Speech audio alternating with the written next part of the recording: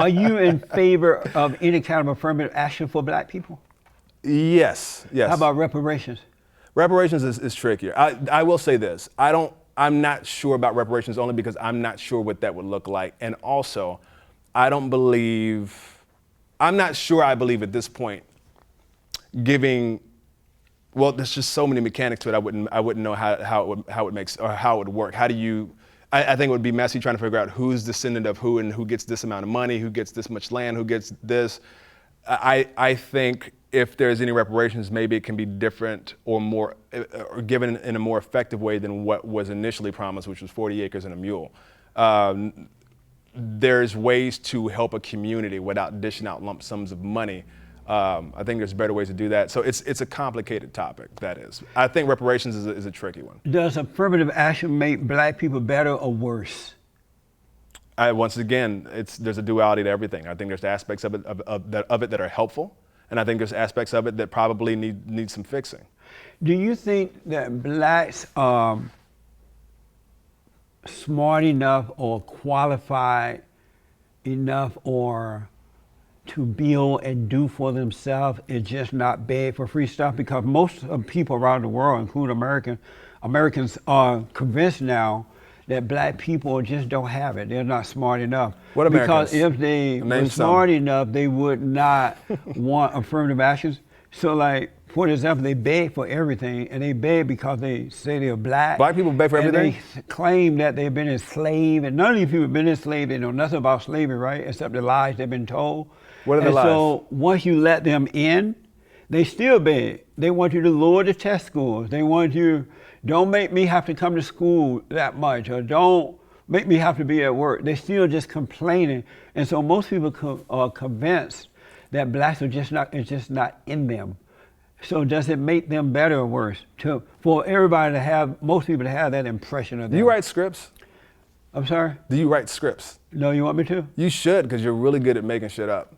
Like you're making up everything on the spot. No, and that's pretty good improv. I'm telling you what. Because you're saying, listen to you, like everybody and these people, and they said, and they don't like, and all black, like you use a lot of generalizations, but you can't back any of it up. So that makes the whole question null and void. Like, what are you saying? Do they have an embarrassment of knowing that now they beg for affirmative action for everything? Who's they? And if you don't give it to the blacks. Let me hand it back to you. Who's they? Name some. Does it make it better or worse? Does what make better or worse? Does it make them better or worse to want affirmative action? Who's them? California and New York recently passed the Crown Act, and that's where employees can no longer ban hairstyles like afro and braids and cornrows and dreadlocks. Mm-hmm. What do you think about the fact that blacks are now forcing private businesses to hire them with their stuff? You know, those things on their heads, and where the jobs may have a dress style. I think what was the problem is businesses forcing blacks to try and have hairstyles like other ethnicities that they don't have. They don't have certain hairstyles. They don't have certain hair textures. So to label a certain hairstyle professional because it fits whites or fits whomever, but it doesn't fit a black person's hair who might have locks, who might have twists or braids, that is not forcing people. That's just inequality. Does a private business have the right to demand what they want? If they they started a business, they own the business, do they have a right to say, well, here's our dress code, take it or leave it? I think there's a little bit of truth to that. I think that with individuals is the same as businesses. Like some individuals, can, do X, Y, and Z. Businesses can do X, Y, and Z. But I think at the same time, that needed to happen because I've had friends who were fired for having their natural hair.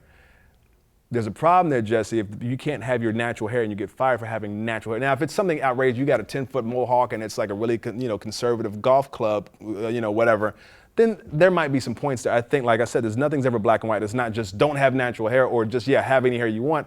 Yeah, people do also have to understand, depending on the business, they might not appreciate certain things, but then at the same time, you can't fire a black person for having their natural hair. Our hair is different than a white person's hair, so that it needs to be understood going into the door.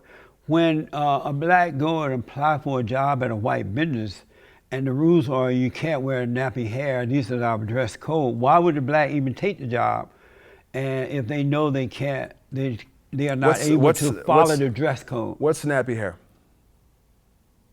Afros and That's just black hair. And, I think calling it those nappy dry is just a braids. negative connotation. If you wear an afro, But and my question is though, why would blacks even apply for a job in a white private-owned business if they know they don't want to follow the dress codes? maybe those people love themselves and see what they are and how they exist as fine and don't see a problem applying for that job. But if it's a private business and they say, well, Private this is our doesn't mean that you restaurant, can't have natural hair. but it means that you can have whatever rules you want. It's your business. So why would the blacks go there and apply? Maybe, like as I just said, maybe they don't realize that people are going to see their natural hair as a problem, which they shouldn't. Or is it to accuse white people of being racist so they can force their way in? Well, a lot of it has been racist. What has been racist? I've had friends who have been fired for having natural hair, and it wasn't anything outrageous. They just had like a little afro or whatever, or they had some cornrows. From Nothing private wrong with that. businesses? I'm sorry? From private businesses? What's it like? Define private. A person who own their own company. Yeah, I've seen both happen, and in both instances they didn't have outrageous hair. They just had natural hair. And was that company wrong for firing them? I think so. Yes. And did the company say, I'm firing you because you have nappy hair? They said they were firing them because their hair did not fit the dress code.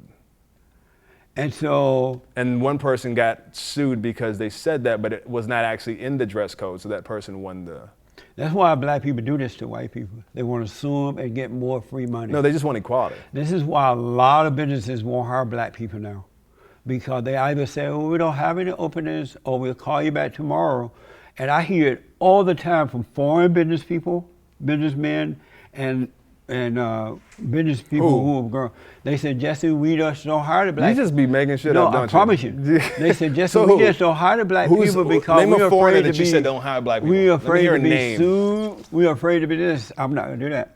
What is, I wanted to ask you, why do most black people, or do you believe most black people have a victim mentality? No.